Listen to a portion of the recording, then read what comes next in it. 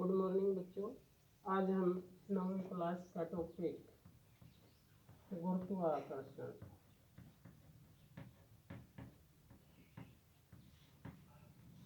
गुरुत्वाकर्षण means gravitation पढ़ेंगे। गुरुत्वाकर्षण का जो सार्वत्रिक नियम है वो क्या है? गुरुत्वाकर्षण का सार्वत्रिक नियम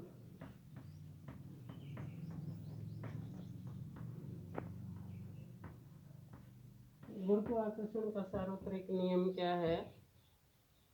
इस नियम के अनुसार विश्व की प्रत्येक वस्तु दूसरी वस्तु को अपनी ओर आकर्षित करती है। इसी नियम को गुरुत्वाकर्षण का सार्वत्रिक नियम कहते हैं। Means universal law of gravitation क्या है कि ब्रह्मांड की कोई भी दो वस्तुएं एक दूसरे को अपनी ओर अट्रैक्ट करती हैं, आकर्षित करती हैं। इसी नियम को गुरुत्वाकर्षण का सार्वत्रिक नियम कहते हैं। मान लिया यह एक वस्तु है जिसका मास अर्थात द्रव्यमान m है। यह दूसरी वस्तु जिसका द्रव्यमान स्मॉल m लेटर में लिख दिया। इनके बीच की डिस्टेंस यदि r है तो उस समय इनके बीच में जो फोर्स ऑफ अट्रैक्शन लगेगी अर्थात गुरुत्वाकर्षण का जो नियम है वो क्या है कि दोनों वस्तु एक दूसरे को अपनी ओर आकर्षित करेंगी। तो उस समय इनके बीच में लगने वाले जो बल है उसे हम फोर्स F से दर्शाएंगे। F मीन्स बल। बल किस प्रकार का रहेगा? आकर्षण का, अट्रैक्शन का। तो यह जो आकर्षण का बल है इसकी वैल्यू यह कितना होगा?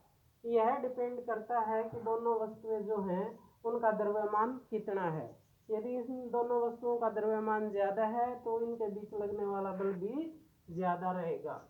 अर्थात जो फोर्स है that is directly proportional to product of masses of both object. It means जो फोर्स है वह दोनों के द्रव्यमानों के गुणनफल के अनुक्रमानुपाती होगा।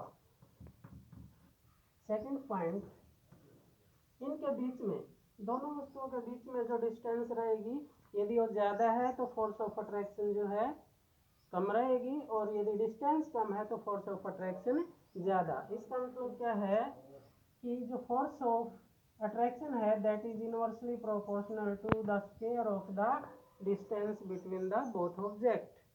मीन्स दोनों वस्तुओं के बीच में जो डिस्टेंस है उसके स्क्वायर के व्युत्क्रमानुपाती होगा। यदि हम दोनों इक्वेशन को एक साथ लिखें तो यह इक्वेशन आपकी हो जाएगी mm/r²। यदि हम प्रोपोर्शनलिटी के साइन को हटाएंगे तो उस समय यहाँ पर कोई कांस्टेंट लगता है। That constant is g, capital G। That is called gravitational constant mm/r²।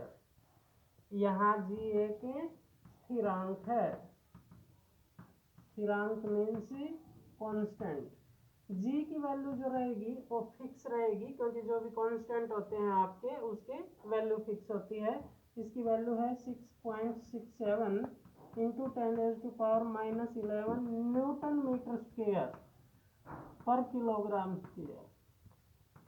This is the value of capital G means gravitational constant. अब इस इक्वेशन की सहायता से हम दोनों ऑब्जेक्ट के बीच में जो है फोर्स ऑफ अट्रैक्शन की वैल्यू ज्ञात कर सकते हैं यदि हमें पता हो दोनों ऑब्जेक्ट के बीच की डिस्टेंस का और दोनों के द्रव्यमान का। Thank you.